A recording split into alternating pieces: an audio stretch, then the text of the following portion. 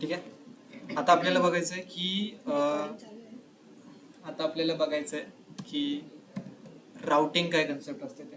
आता राउटिंग म्हणजे काय, तर आता हे जे वेबपेज बनवलंय आपण ह्याच्यामध्ये काय केलंय, हा होम एक बनवलेला आहे, होमच्या खाली अबाउट बनवलाय, अबाउटच्या खाली सर्व्हिस बनवलाय, त्याच्या खाली कॉन्टॅक्ट बनवलाय. आता हे जे बनवलं ते इथे app.js मध्ये एक एक एक एक कंपोनंट टाकून बनवलं. पण हा आपल्याला कंपोनंट कधी शो करायचे, जेव्हा आपण या बटनवरती क्लिक करणार तेव्हा. म्हणजे जेव्हा डिफॉल्ट पहिलं तर आपल्याला हा होमचा पार्ट दिसेल, जेव्हा मी इथे अबाउट वरती क्लिक करेल होमचा पार्ट गायब होईल आणि फक्त अबाउटचा पार्ट दिसेल. सर्व्हिस वरती क्लिक केलं अबाउट गायब होईल आणि फक्त सर्व्हिस दिसेल.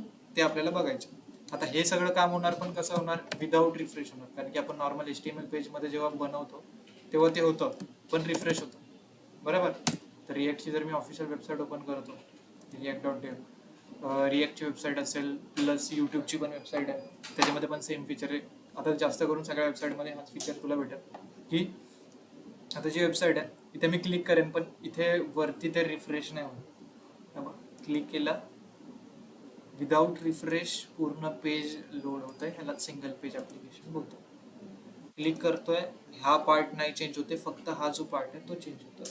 तर हीच फंक्शनॅलिटी आपल्याला आपल्या प्रोजेक्टमध्ये ऍड करायची. आता हे जर ऍड करायचे तर डिफॉल्ट काय ह्याच्यामध्ये अशी काही गोष्ट नाही की हे करून देईल. त्यासाठी आपल्याला एक पॅकेज डाउनलोड करावं लागेल आपल्या प्रोजेक्टमध्ये. आता ते पॅकेज कसं डाउनलोड करणार, तर आपल्या टर्मिनलवरती एक प्रोजेक्ट चालू आहे, हा रन आहे. ह्या प्रोजेक्टला स्टॉप करण्याच्या जागी मी काय करतो, एक नवीन टर्मिनल चालू करतो. ह्या नवीन टर्मिनल आपला फोल्डर ओपन आहे का ते चेक करायचं. बघूया, इथे येईल, आहे आपला फोल्डर प्रॉपरली माय एपीके चालू. तर इथे मी कमांड टाकली npm इन्स्टॉल कर रिॲक्ट राउटर डोम. हा जो रिॲक्ट राउटर डोम आहे हाच तो आपल्याला राउटिंगची जी काही फंक्शनलिटी आहे ती प्रोव्हाइड करतो, ज्याच्या मदतीने आपण ते काम करू शकतो. ओके. तर हा डाउनलोड होईल. आता जसा हा डाउनलोड होईल, आता जसं रिॲक्ट राउटर डोम आहे तसंच बूटस्ट्रॅप वगैरे असे वेगवेगळे पॅकेजेस असतात जे आपल्याला प्रोजेक्टमध्ये पाहिजेत, आयकॉन्स वगैरे पाहिजेत, त्याचे पॅकेजेस आहेत. तर ते पॅकेजेस आपण जसे इथे इम्पोर्ट करणार, इम्पोर्ट केल्यानंतर त्याचं नाव आपल्याला इथे दिसेल package.json. इथे आलो डिपेंडन्सीजमध्ये, आता कोणतं आहे, रिॲक्ट डोम, आणि हे 3-4च आहेत. जसं हे डाउनलोड होईल, डाउनलोड झाल्यानंतर त्याचं सुद्धा नाव आपल्याला इथे दिसेल. ओके, इथे सगळा कंट्रोल असतो. आता मग मी जर समज हा कोड कोणाला शेअर केला, मी नोड मॉड्यूल्स वगैरे शेअर नाही करणार. मी काय करणार, हा SRC आणि package.json फक्त पाठवणार. त्याने जे फक्त npm इन्स्टॉल कमांड टाकायची, जेवढे पॅकेजेस मी माझ्या प्रोजेक्टमध्ये डाउनलोड केले ते सगळे पॅकेजेस त्याच्या प्रोजेक्टमध्ये तिथे डाउनलोड होतील. त्याला एक एक सांगत बसायची गरज नाही. ओके. आता हे व्हायला 2 मिनिटं लागतील आणि मग आपण काम चालू करू शकतो. कम्प्लीट झाल्यावरती करूया. ओके, 2 मिनिट थांबूया.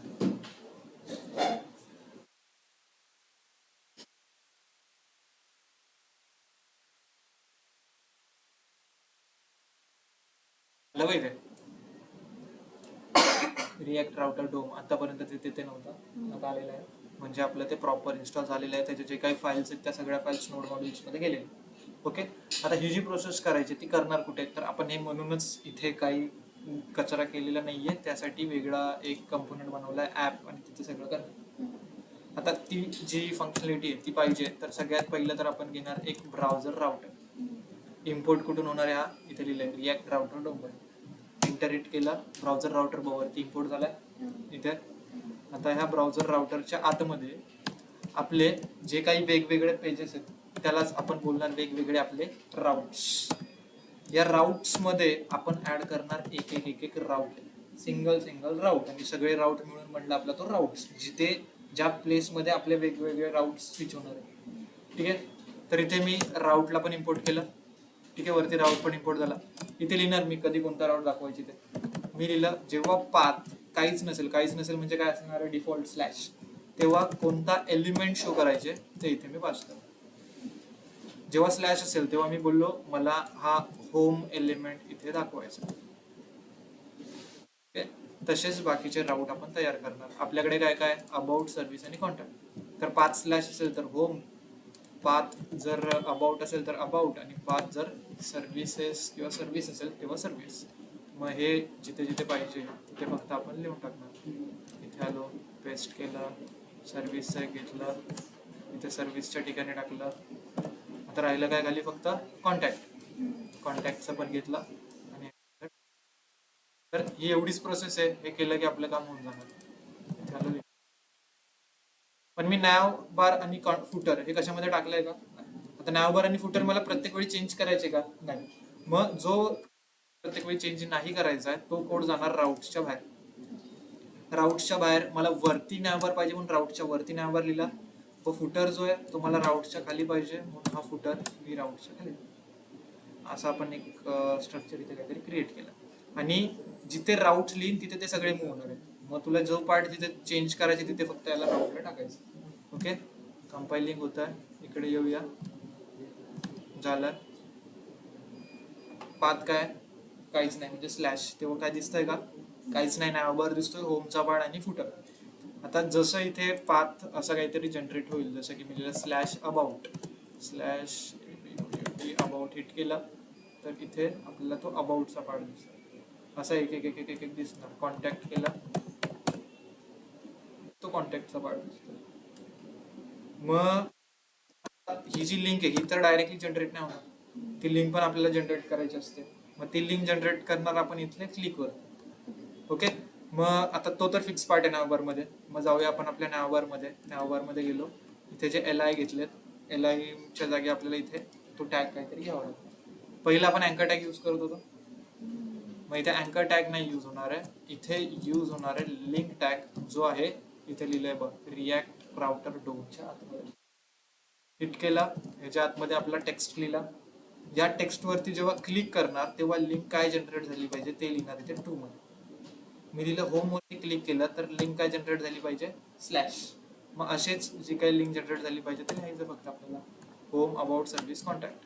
इथे आलो होम, इथे असं अबाउट दिसणार, कॉन्टॅक्ट सर्व्हिस जे काही पाहिजे ते आपण इथे ऍड करणार. ओके, ही स्पेलिंग तुला जे काही पाहिजे, जे शो करायचे ते इथे लिहायचं. जे डिस्प्ले झालं पाहिजे तो पार्ट इथे आहे ना. ओके, झाला का नाही झाला? नाही झाला, आता झाला. ओके, झालं. आणि इथे लिहिणार आपण काय लिंक जनरेट झाली पाहिजे ते. जसं मला इथे क्लिक केल्यानंतर लिंक जनरेट करायचे स्मॉल मध्ये अबाउट, इथे क्लिक केल्यानंतर लिंक जनरेट करायचे मला स्मॉल मध्ये असे कॉन्टॅक्ट, आणि इथे क्लिक करायचे सर्व्हिस. इथे रिले सर्व्हिसेस, पण मला लिंक जनरेट करायचे सर्व्हिस. हा ती लिंक जनरेट करणार. आणि इथे ब्राउझर राउटरच्या इथे राउट्स मध्ये ते काय होणार, ती लिंक चेक करणार आणि त्याच्यानुसार तो कंपोनंट शो होणार. ओके, हे बघ, होम म्हणजे काहीच लिंक नाहीये, स्लॅश होम पेज दिसतोय. अबाउट वरती क्लिक केलं, अबाउट लिंक जनरेट झाली आणि हे दिसतंय. कॉन्टॅक्ट वरती क्लिक केलं, कॉन्टॅक्टची जनरेट झाली, तो कॉन्टॅक्ट दिसतोय. सर्व्हिसेस वरती क्लिक केलं, सर्व्हिसेसचा शो झाला. हे सगळं विदाउट रिफ्रेश चाललंय. वरती चेक केलं आपण. ह्याच प्रोसेसला बोलतात राउटिंग. आता ह्याच्यामध्ये जर ह्याला स्टायलिंग करायची तर कशी करणार? तर लिंक टॅगला स्टायलिंग देत बसायची गरज नाही. आपण ह्याला जशी स्टायलिंग दिली तसंच इथे अँकर टॅगला कशी स्टाईल देतो, हा लिंक टॅग पुढे जाऊन अँकर मध्येच करतो. इथे राईट क्लिक केला मी, इथे गेलो इन्स्पेक्ट मध्ये. इन्स्पेक्ट मध्ये जाऊन जर मी ह्याला इथे सिलेक्ट करतो,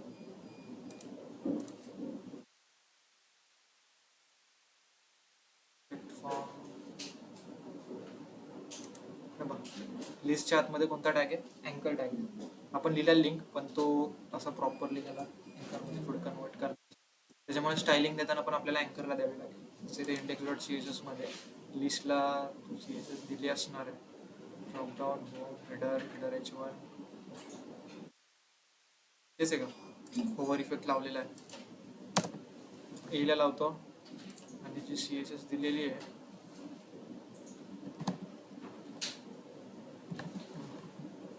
यालाच ठेवतो. अँकर टॅगला फक्त आपण तुझे दिले ना ड्रॉपडाऊन मधले अँकर सगळे, त्यांचं मी करतो इथून टेक्स्ट डेकोरेशन म्हणजे ते अंडरलाईन आपण काढून टाकूया. गेली म्हणजे कंट्रोल होतं का तिथून. आणि मग जी काही स्टायलिंग पाहिजे ती स्टायलिंग आपण तिथून देऊ शकतो. तसं याला बोल्ड करतो थोडंसं.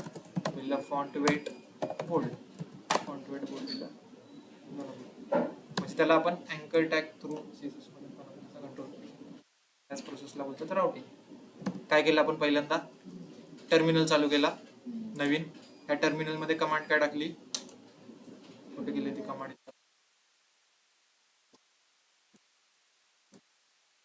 npm install react router dom, react -router dom.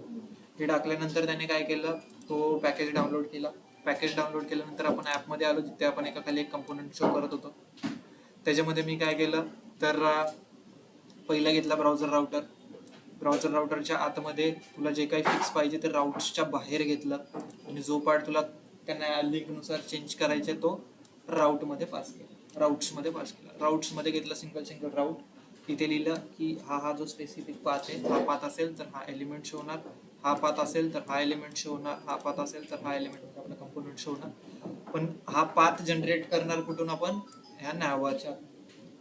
आणि या नॅवबारमध्ये मग पाथ जनरेट करण्यासाठी मी कोणता टॅग घेतला, लिंक टॅग. आणि हे जे सगळं आहे हे सगळं आपलं कशामधून इम्पोर्ट होत आहे, रिएक्ट. समजलं.